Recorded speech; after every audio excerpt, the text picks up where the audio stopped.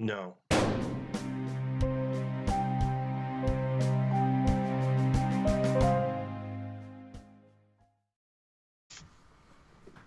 Hello, Zero Interest. So, we're apparently going to be doing a lot of episodes today. So, this one is Season 3, Episode 8 of RWBY. Destiny. Yeah, it's called Destiny. Yay. So, we start off and we're in the bedroom of the RWBY girls, and Ironwood's like, hey. I get it. You can stop doing the thing that I was doing. And Ironwood's like, hey, yeah. You know, sometimes you see things in battle, and you know, he's just talking about PTSD and stress and all that. Which he's is valid. like, it is a good reason for it, what happened. He's like, you know, it could have been an accident or it could have been on purpose. Either way, I have no choice but to disqualify you. So, sorry about that. And he leaves, and Yang's like, you guys believe me, right? And Weiss is like, yeah, of course we do. And then Blake's like, I want to. And then Yang's all of a sudden like, oh no. She gets real shaken by that. And she gets actually teary-eyed. And yeah. I got teary-eyed, even though I've seen this like 3 days ago is when I watched this last, and it still gets me. God damn it. Blake?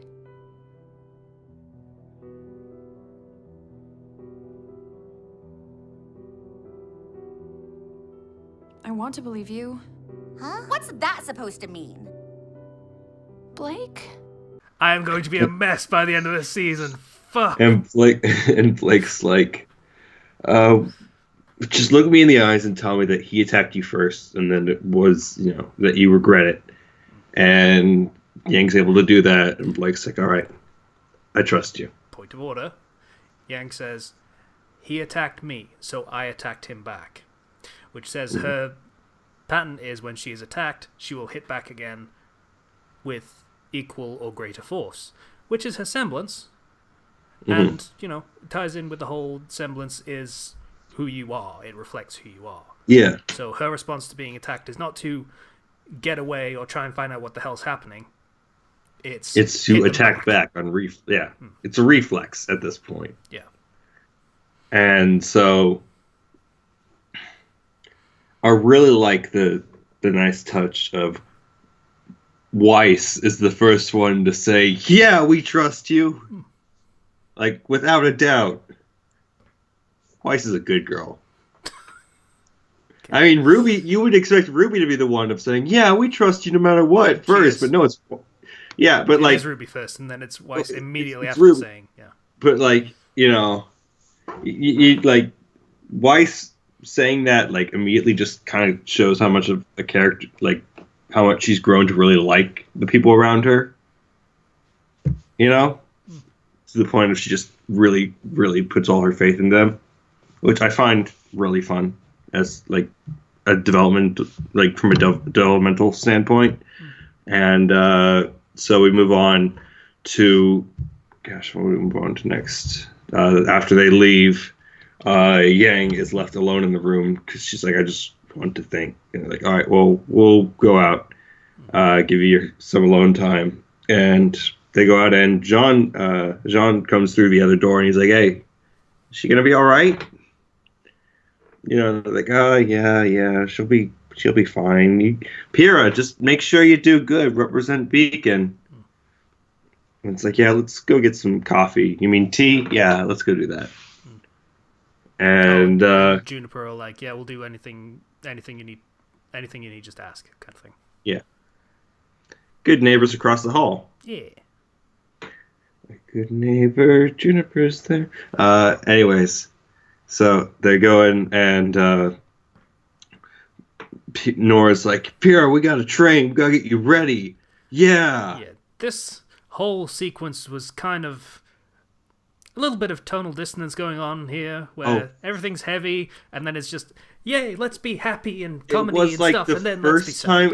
It was like the first time in a while that I felt like, Nora, you're really not, like, it is in character for Nora to be like this, but I didn't find her funny. It was kind of more... Dude, read the mood. Yeah. Which is in character for her.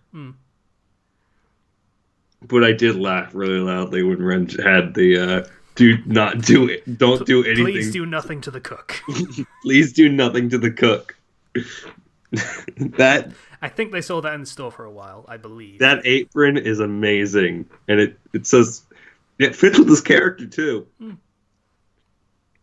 Like, I really like that. He's like, here, have this drink, and Nora's acting all crazy, and they're doing a little bit of a bit, but it's not really like funny. It's more like this is how things would normally be, but it's not the same. The stakes have been raised, but they don't know about it yet. Yeah. So they're kind of like the last remnant, pardon the pun, of what the show used to be, and everything else is what the show's becoming. And I like that. It is that tonal dissonance, but it works to further establish the characters and what they're currently going through. Because Ren and Nora, they've not had any major struggles. They haven't. Like, character-wise yet. In the show's timeline, no, that's correct. You remember that I said the new episode came out today, and yeah. I mean, some questions were answered, is what I'll say. Anyway. So they've gone through stuff in the past, most likely, but at the current point in this show, they're not currently struggling with any inner demons or, outside questions or ambitions or anything. They're just still in their good, fun-loving mood. Which, compared to Pyrrha, who's just told, hey, you can get this surgery and you accomplish your goal and be a hero to everyone, but you may not be the same. And she has to deal with that. It's the type of thing where, she really needs her alone time, and she needs, but she can't really tell anybody about this because the whole maiden thing is a secret. Yep. So she just needs some space, and Jean manages to read the mood. Yeah, but before we get to that... No, this happens then. He says, let's just get some air. And then we move on to Yang. Yeah, we move on to Yang and Crow. And Crow's like, hey, either you're lying or you're crazy. And she's like, well, it actually happened. He's like, well, then you're crazy. He says, I'm not lying. Oh, crazy. Got it. Okay. Yeah. And so Yang finally exposits, tells him that, I saw my mom. I think I did. She showed up, saved me, and disappeared. Yeah. And he's like, oh, well, you're not crazy about that. You're not crazy. Because I was trying to find the right time to tell you, but she meets up with me sometimes, and she gave me a message saying that she won't help you again like that. I said it before when we were talking about this incident, and it was an everybody gets one. Yeah. Which is, thanks, Mom. Yeah. I don't expect the same thing going down the line, kind of thing. Yeah. Which is entirely realistic, But realistic, maybe. In that you shouldn't. In that if you keep expecting the same thing over and over and over again, you're not going to go your hardest because there's no risk of. There's a safety net. Okay. Still. So don't it's her mom. So her mom, obviously isn't going to just neglect her and everything. But it's don't expect me to come by and save you whenever you're in danger, because you can't always do that. I don't think anyone was expecting her to come and swoop in and save the day every time. Yeah, I know, but that's the implication is more, I'm never going to go out of my way to help you again. You got yours. We're done, basically. All right. And so their talk concludes on that somber note. And sour, I would call it, but yes. Yeah, sour note. And we cut over to So we go back to Team Juniper, right? After that, and so, yeah. Pyrrha is sitting alone, and hey, there's an autumn fall leaf that comes by, and that's kind of interesting. That she thinks, oh, fall, spring, or fall, the season. Oh, Yep, crap. I have to assume that they set this arc in the autumn for a reason, because that's not how school years work. As far as we're aware, they're still in the second semester, which is... I guess maybe they're basing it on the Japanese school calendar, which starts in April. Yeah, which would then mean they would have a summer break, and then second semester would, yeah. If it's Japanese calendar, that makes sense. So Jean shows up, and he's like, hey, here, have some cotton candy. Nora and Ren also kind of see her. They They're around go the for corner, it. They see what's happening, and Nora's like, hey, let's go back to the fairgrounds. I'll win you another prize. And so Jean's like, yeah, Pierre, you've been there for me. You've been the only person who really believed in me. Not even my own parents believed in me. So if something's wrong, you can tell me. And he puts his hand on hers.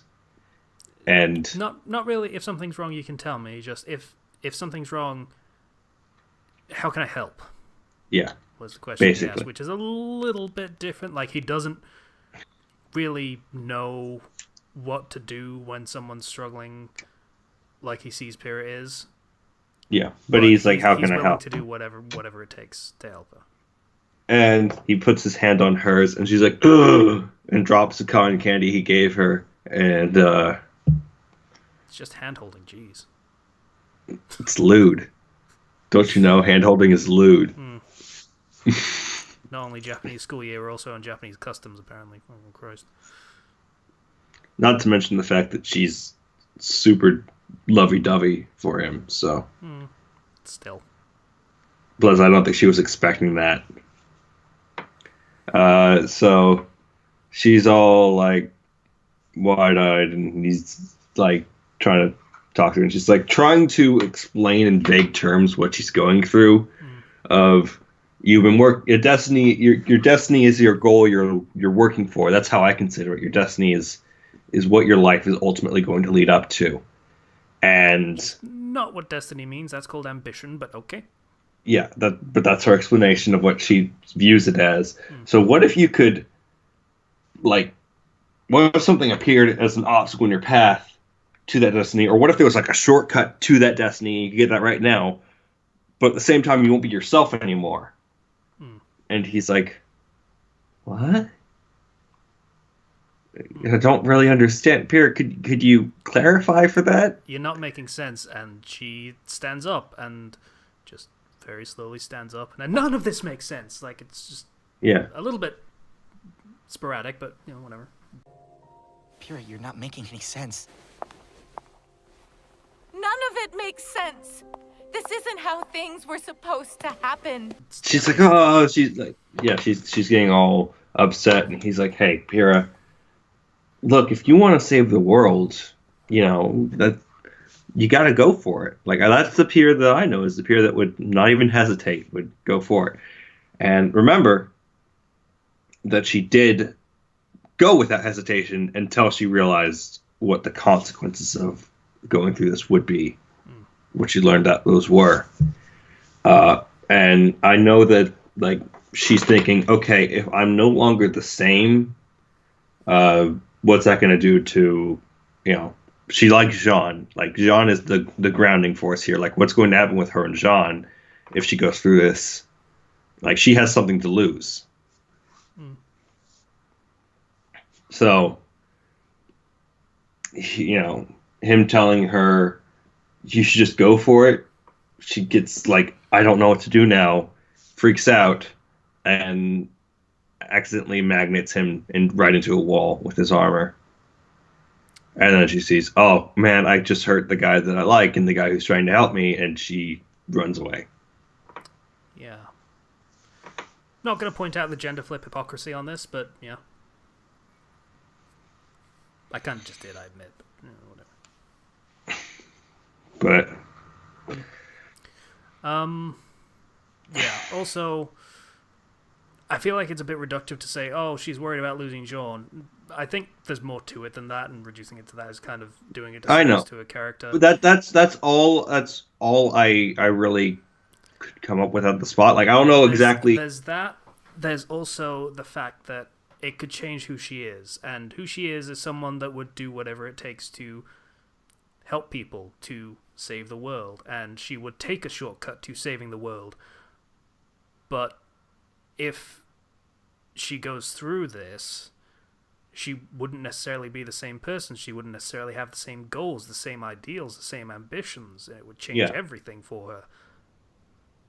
It's also like, aside from Jean, I know I kind of oversimplified it because I was in the middle of a rant, but it is her dealing with the very likely possibility of an identity death sort of thing. Which is like her body will still live on, but the existence known as Pyrrha won't exist anymore. And so then you have to, like, that's something you have to really consider. Like, what's more important?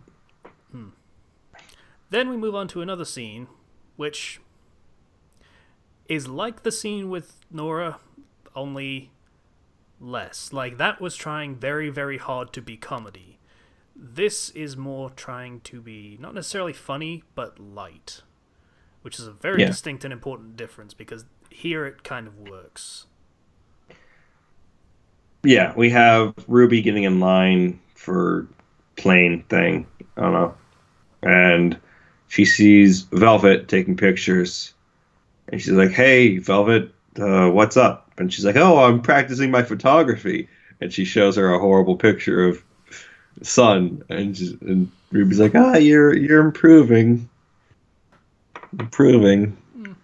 And she's like, real sorry about what happened with Yang. Like sometimes you just see hallucinations, like Coco did. Like she thought her friend was in there with the voice, but no, he was already out and over across the area. And Ruby's like, wait, okay, who was he? She points out that it was Emerald and Mercury. Yeah, that she was fighting. That's an interesting coincidence. Yeah. And, well, she's thinking and all, like, Velvet takes a picture. And she's like, oh, I'm sorry. And Casey is like, yeah, she's cute. God damn it. She is. Yeah. Oh, sorry. Thank you for finally agreeing with me. And so we cut back to the arena, and Ruby's like, I see Emerald there. I gotta figure out what's going on. So she starts going through to the like staff area, maintenance area, and Mercury is there. And Mercury, shouldn't you be injured with a broken leg? He takes on a very standoffish stance, and there is even a guitar twang reminiscent of westerns for a moment. And we have over the PA them announcing the next fight. Penny versus Pyrrha. Ooh, Metal versus Polarity the person versus who has Metal. Yeah. That could be bad. I don't feel know. like I had to do that line, even though, I'm going to cut over it anyway with the other line. With him doing it, because he's way better. But that's going to be a fight. Oh my gosh. It's like that's like Magneto versus Wolverine. Is adamantium magnetic? It is for Magneto can control all magnetic metals and everything, like magnetism. All magnetic yeah, metals. Yes, is adamantium magnetic? Well, considering that he basically messes around with Wolverine as if he's a doll sometimes, I'd say so. Oh, okay, fair enough. Fair play. Because like Wolverine and Magneto are awful arch enemies because he's at a complete disadvantage. In fairness, they're kind of not arch enemies. I know, but like in general, like whenever Magneto and It's a Wolverine bad fight, matchup, is what you're saying. yeah, it is not a good, and this is basically that. Pretty much. And we have Pyrrha, who's looking very uncertain of just about everything, and fades to black. So, hey, Pyrrha's only fighting somebody who uses metal swords as their weapon and is made of metal. And I think this is about the time where we should start the next episode and get on with it. So, thanks for watching. We'll be back with the next one that we're going to record right now for obvious reasons because Zero demanded it because he saw the thumbnail. Here's hoping we see a Penny laser sword thing. All right, bye.